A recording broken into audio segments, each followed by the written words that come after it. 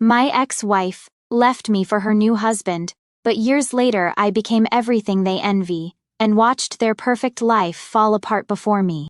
Me and Lisa, my ex-wife, split up like 13 years ago, right? At first, things were pretty rough, but we figured out how to handle custody of our kids, Mia and Jake. Mia is almost an adult now, and Jake's in his teenage years. We've got this 50-50 custody thing going on, which honestly works out fine most of the time. No child support needed because we both spend the same amount of time with the kids, and we split all their costs down the middle. School fees, medical bills, sports, all that. It's fair, right? Ebury. Now here's the thing, I've been saving for these kids from day one. When Mia was born, I opened an account for her. Same with Jake when he came along. Every little bit I could save went into those accounts. I knew I couldn't always rely on everything being smooth between me and Lisa, so I wanted to make sure the kids were set for the future no matter what. But then something happened about 8 years ago. I got hurt at work. Nothing too crazy, but bad enough that I had to take some time off and got a settlement. Wasn't $1 million or anything, but it was enough to make a difference. And the first thing I thought, this is going straight into Mia and Jake's future. So, I put a nice chunk of that settlement into their accounts. That wasn't the end of it either. About 4 years ago, I had this aunt. Didn't know her super well, but apparently she thought highly of me. She passed away and left me a bit of cash in her will. Again, not a fortune, but enough that I could make sure the kids wouldn't have to stress about college or whatever else they wanted to do when they grew up. So, yeah, I put that money in their accounts too. With all of that, they're sitting pretty good. If they decide to go to college or not, they'll have some options, you know? Anyway, while all this was happening, Lisa had moved on. She's remarried now to a guy named Dave. Dave's got his own situation. He's got a teenage stepdaughter from a previous relationship, a nephew they're raising, and he and Lisa had 2 more kids together. So they've got a house full of kids, and I guess money's tighter than they expected. One day, Lisa hits me up and says we need to talk about college for Mia and Jake. I figured, okay, makes sense. I mean, we're getting to that point where we need to start thinking seriously about their future. So, we meet up, and she starts talking about how she and Dave sat all their kids down to tell them that community college is the most affordable option. They're going to help out as much as they can, but anything more than that is just too expensive. I just sit there listening, waiting for the part where she gets to the point. And then she hits me with, but you know, we could probably help Mia and Jake a little more, right? That's when I let her know, actually, I've been saving for them. There's enough in their accounts to give them some real choices. The look on her face? Priceless. She's all, wait, what? Why didn't you tell me this before? And I'm thinking, why would I need to? But I told her straight up, I've been taking care of our kids. It's not something you needed to know. She didn't like that answer, but hey, it's the truth. I've always handled what I need to handle for them, and I didn't see the point in telling her when it didn't affect her. Now, this is where things start to get weird. A few days later, she calls me again, only this time Dave's on the phone too. And I'm thinking, uh-oh, what's this about? Lisa starts off by saying how they've been thinking about the whole college thing and how tight money is for them right now. Then she drops the bomb, we were hoping you could start paying child support again, just for the next few years, so we can save more for the other kids. I'm sorry, what? At first I wasn't sure if I heard her right. Child support for our kids who we already split time and expenses for equally so they can save for their other kids? I told them no way, that's not happening. I'm not paying child support so they can save money for Dave's kids. But then, get this, Dave chimes in. This guy barely knows me, right? But he's suddenly trying to act like we're all one big happy family. He says, you know, you could always split the money you've saved for Mia and Jake with the other kids. That way, they all get a fair shot. A fair shot? Are you kidding me? I looked at my phone like it had grown another head. I told them flat out, that's not happening. I'm not paying for your kids to go to college. The money I've saved is for Mia and Jake, and that's where it's staying. Lisa goes quiet for a second, and I think maybe she's finally getting it. But no. She starts telling me how I'm being cruel, how I'm making things harder on their whole family, and how this should be a no-brainer for me. At this point, I'd had enough. I told her, look, the only way I'd be responsible for your whole household is if we never broke up. But guess what? We did. So, You're going to have to accept that you're equally responsible for Mia and Jake, just like me. Now, I'm not going to lie, part of me felt like maybe I was being too harsh. But seriously, what do they expect me to do? I'm just trying to take care of my kids. I've been doing that since day one, and I'm not about to let someone else's family become my responsibility. If they're having money problems, that's on them. I've got my own kids to worry about. After that, they both started calling me every name under the sun. You're selfish, you're cruel, you don't care about family, all that nonsense. But I stood my ground. At the end of the day, I'm not here to fund their entire household. I'll always do what's right for my kids, but that's where the line gets drawn. So, now I'm sitting here thinking, am I the bad guy for refusing to help their other kids, or is this just another case of people trying to take advantage? Honestly, I don't know. But I do know one thing. Mia and Jake are my priority, and I'm not about to let anyone guilt me into doing something that's not my responsibility. Alright, so after that insane phone call with Lisa and Dave, I figured things would cool down, right? I mean, I said my piece. I wasn't going to pay for their other kids, and that should have been the end of it. But nah, of course it wasn't. Things never really end that easily, do they? About a week later, I'm just minding my business when I get a text from Lisa. She's asking if we can sit down and have a serious discussion about the kids. At this point, I'm thinking, what now? But I agreed because, co-parenting and all that. I figured it would be some normal stuff like schedule or school or something. We meet up at this coffee shop, and she's got that look, the one like she's gearing up for something. She doesn't even bother with small talk and jumps straight into it. So, I've been talking to Mia, she says. I'm immediately like, oh great, what now?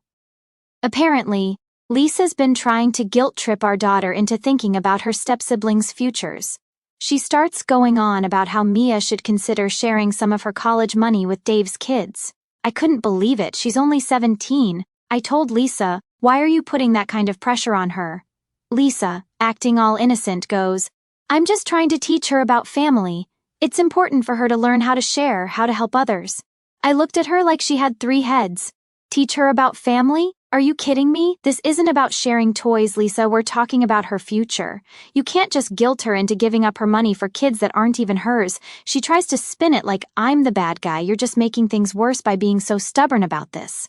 I'm only trying to prepare her for the real world where people have to make sacrifices. I had to sit back for a second. The real world? Sacrifices? Look, I'm all for teaching kids life lessons, but not like this. Not when it comes to their future, their education, their chances to succeed. You're the one putting unnecessary stress on her.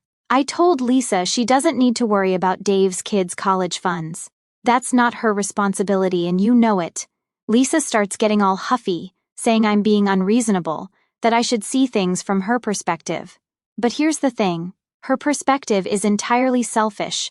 She's just trying to find a way to take advantage of the situation because she and Dave can't manage their own finances. I finally cut her off and said, look, if you need more money so bad, maybe you and Dave should look at your own spending habits instead of trying to dig into Mia and Jake's future. And that's when she really lost it. She starts talking about how hard it is for them, how they're struggling to make ends meet with all the kids in the house. And I get it. Raising kids isn't cheap, especially when you've got as many as they do. But at the end of the day, that's their problem, not mine, and definitely not our kids' problem. I wasn't having it. You're not struggling enough to give up your fancy vacations or your shopping sprees though, are you? I asked her. Probably a little harsher than I meant to, but seriously, it's the truth. Every time I see them, they're talking about some new trip they're planning or Dave's latest gadget or whatever. She just glared at me, obviously pissed.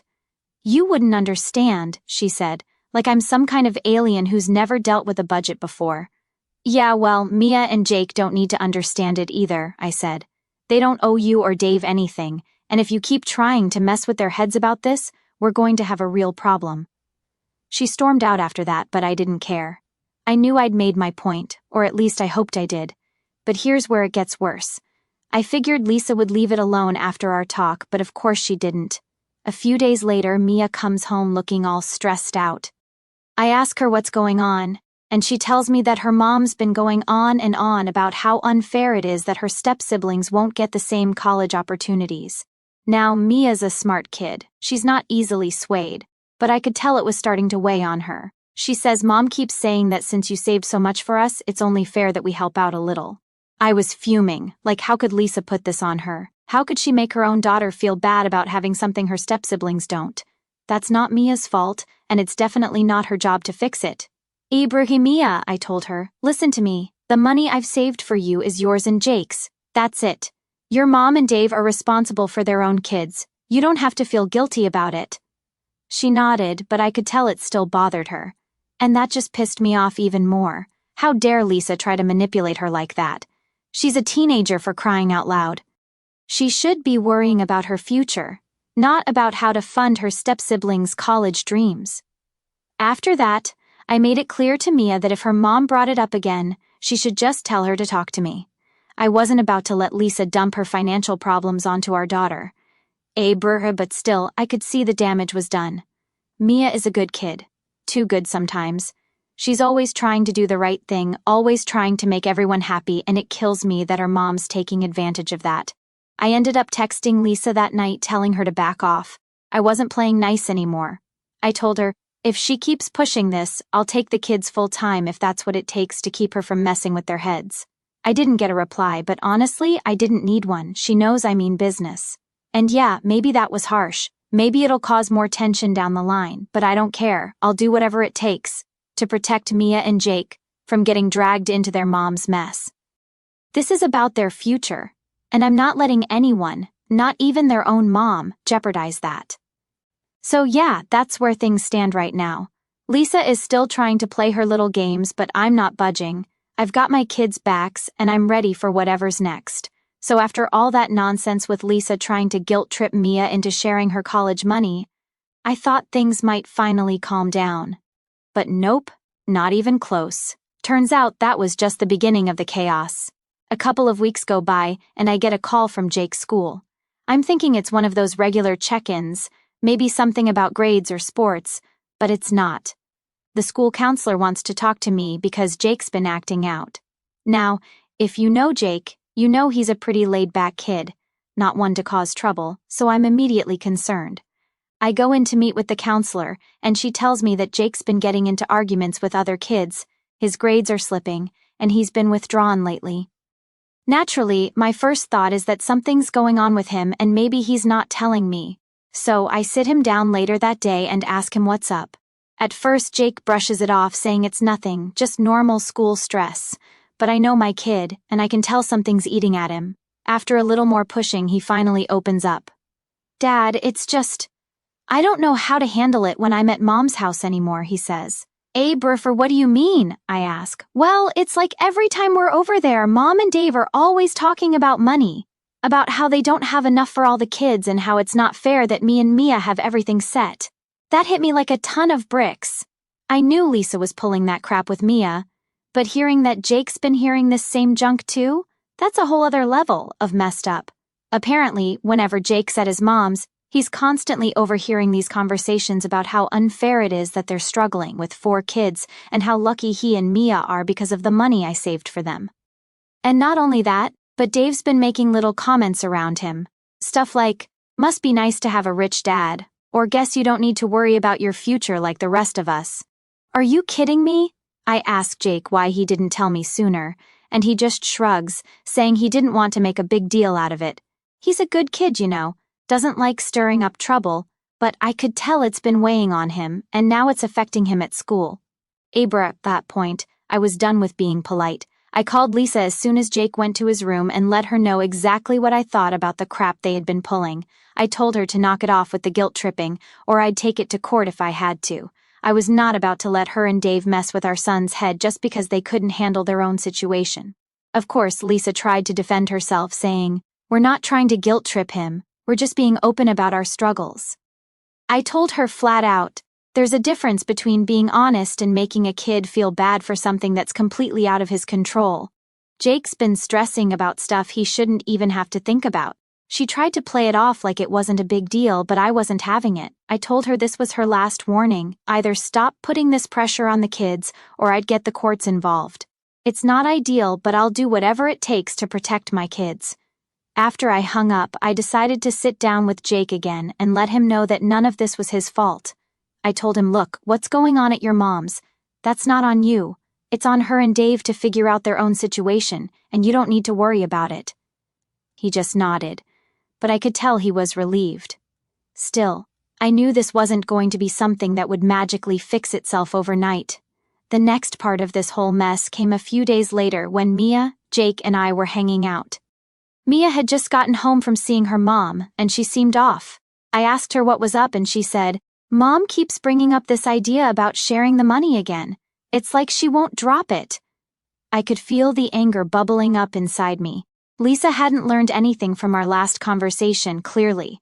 But before I could even say anything, Mia looks at me and goes, But I told her it's not happening. She got all mad, but I don't care. I know what's right. I was so proud of her in that moment. I mean, this is a kid who's had to deal with so much pressure from her own mother, and she's still standing her ground. I couldn't help but give her a hug and tell her how proud I was. After that, I figured things might die down, but nope, Lisa wasn't done causing problems. One night, Jake gets a text from his mom while we're having dinner. He shows it to me, and it's her asking if he'd be willing to help out with the younger kids' school expenses. Seriously? She's now texting our son directly, asking him to chip in for stuff that's her responsibility? I grabbed Jake's phone and texted back myself, If you need help, talk to me. Don't involve Jake in this. Lisa didn't respond, but I didn't need her to. I made it crystal clear that the kids are not her solution to her financial problems. Here's the thing. Being a parent is tough. I get that. But it's not the kids' job to fix the mess the adults have created. I've saved for Mia and Jake because I wanted to give them a good future, not because I thought it would turn into this weird guilt contest. At the end of the day, I know my kids. They're good people, and they shouldn't have to deal with this kind of crap. It's on me to shield them from it, and that's exactly what I'm going to keep doing. Ebru. Now, I've been thinking about my next steps. I don't want to go through the courts unless I absolutely have to, but if Lisa keeps pulling this nonsense, I'll do it. I'm not going to let her and Dave guilt-trip our kids anymore. It's not fair, and it's not right. So, yeah, that's where things are now. I'm keeping a close eye on everything, making sure Jake and Mia know that they don't owe anyone anything. They deserve to have a future that's theirs, free from all this drama. And if I have to keep fighting for that, I will. So after everything with Lisa trying to drag Mia and Jake into her financial mess, I thought, okay, this has got to be it. Like, how much more could she possibly try? But clearly, I underestimated just how far she was willing to push things. About a week or so after the whole thing with Jake's school and Mia standing her ground, I get a call.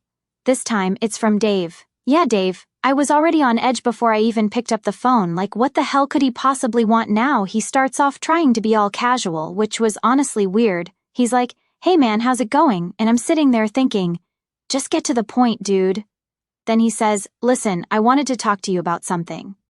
I know things have been tense between you and Lisa lately, and I get it. But I think we can work something out. I'm just quiet, waiting for whatever BS he's about to lay on me. And then he hits me with, Look, we're really struggling over here with 4 kids. It's hard, and I was thinking maybe we could come to an agreement where you help out a little more. You know, for the good of the family. I had to take a second because honestly, I thought I'd misheard him. For the good of the family? What family?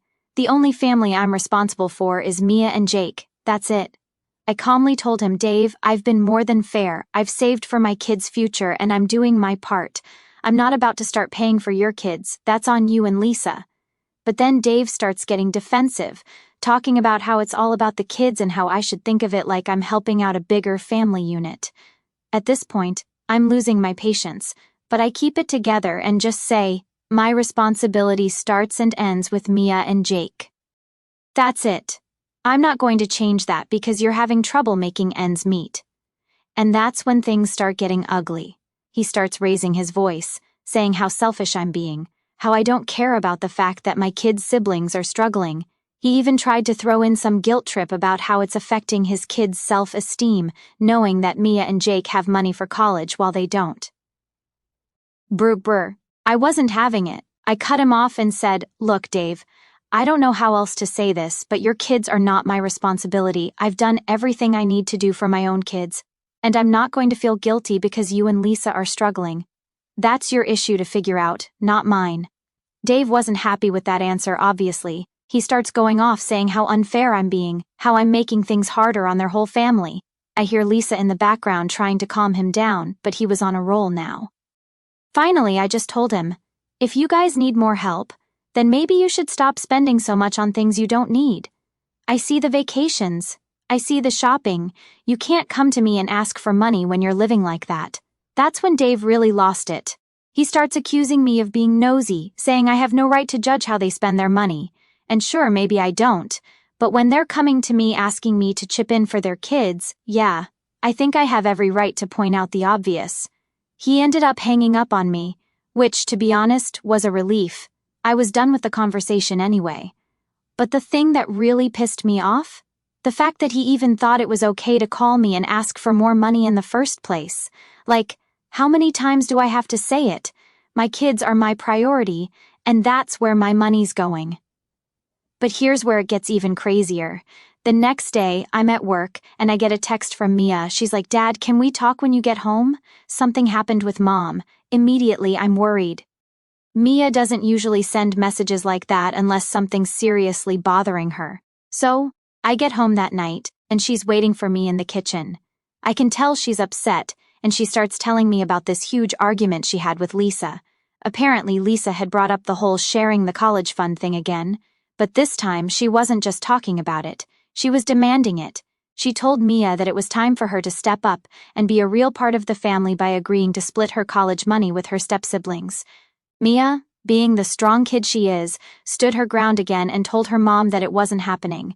And that's when Lisa really went off. She accused Mia of being selfish, of not caring about her family, and even tried to tell her that I was the one who had brainwashed her into being so cold-hearted. Brainwashed? Are you serious? Mia was in tears by the end of it, and I don't blame her. It's bad enough that her mom keeps bringing this up, but now she's making it a personal attack. I was furious. I've always tried to keep things civil between me and Lisa for the sake of the kids, but this was crossing a line. I called Lisa that night. I didn't yell, didn't lose my temper, but I made it very clear that this crap needed to stop. I told her, "This isn't a negotiation. Mia's money is her money. If you bring this up again, I'll take legal action if I have to."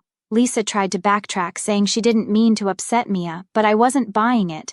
I told her, "This is the last time I'm having this conversation. Keep Mia and Jake out of your financial problems, or we handle this through the courts." She finally shut up after that, but I could tell she was pissed. But honestly, I didn't care anymore.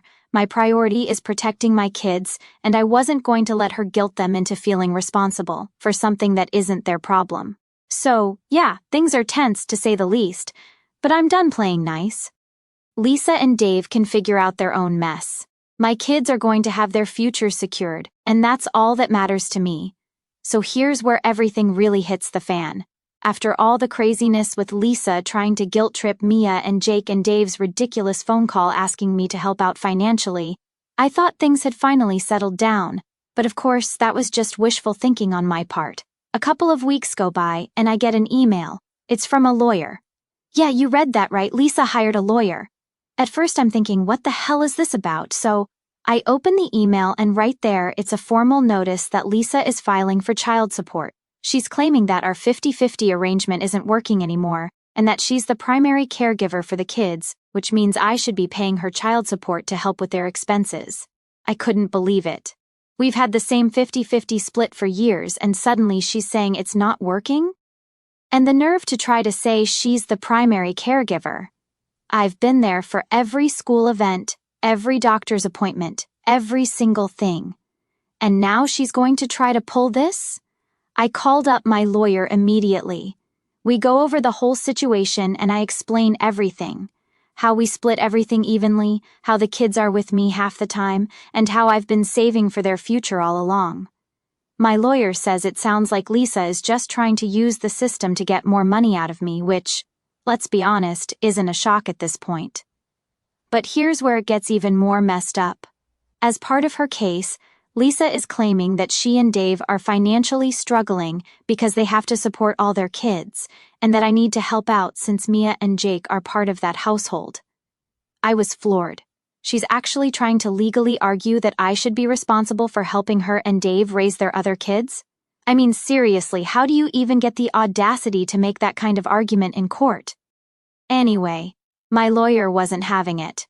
We put together a solid defense, pointing out that I've been more than fair when it comes to supporting Mia and Jake.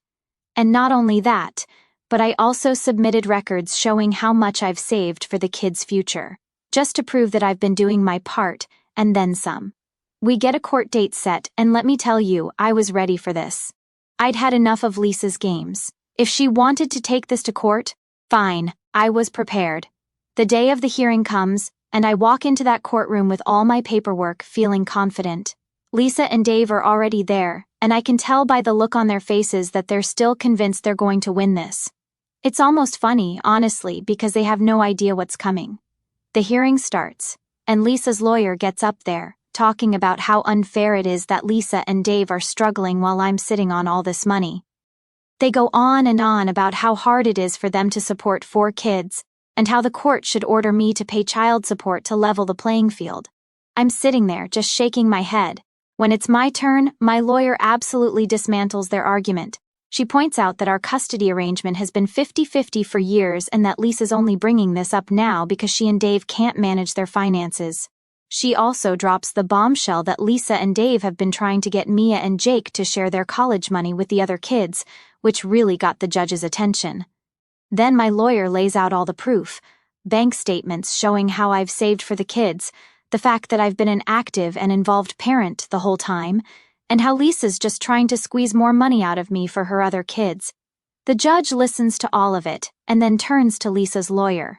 And let me tell you, the look on Lisa's face at that moment was priceless. The judge pretty much shut down every argument they made. He said that our 50-50 arrangement was working perfectly fine, and that there was no reason to change it. He also made it very clear that I was only responsible for my kids, and that Lisa and Dave's financial struggles were their own problem to solve. When the judge ruled in my favor, I could see Lisa was furious. She didn't say a word to me, but I knew she was livid. Dave too, they just stormed out of the courtroom like they couldn't believe what had just happened. And honestly, I felt a huge sense of relief. I wasn't trying to be petty, but I'd had enough of being dragged into their financial drama. I was just glad that the judge saw through all the BS and ruled in a way that was fair to Mia, Jake, and me. But here's the kicker. After the court case, things got really quiet from Lisa's side. No more guilt-tripping, no more ridiculous requests for money. It's like they finally realized that I wasn't going to cave, no matter how much they pushed. And honestly, that's all I ever wanted.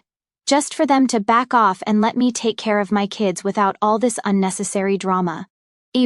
So, yeah, that's pretty much where things are now. I'm still focused on making sure Mia and Jake have everything they need, and I'm not letting Lisa and Dave's problems get in the way of that. The whole court thing was a mess, but in the end, I'm just glad it's over, and I can finally move on without having to constantly look over my shoulder for whatever nonsense they're going to try next. Mia and Jake are doing great, by the way. Mia's got her eyes set on college, and Jake's focusing more on school now that things have calmed down. And me, I'm just trying to be the best dad I can be, knowing that I did everything I could to protect their future. That's it, that's where the story ends, at least for now. I'm sure there'll be more challenges ahead, but after everything we've been through, I know we can handle it.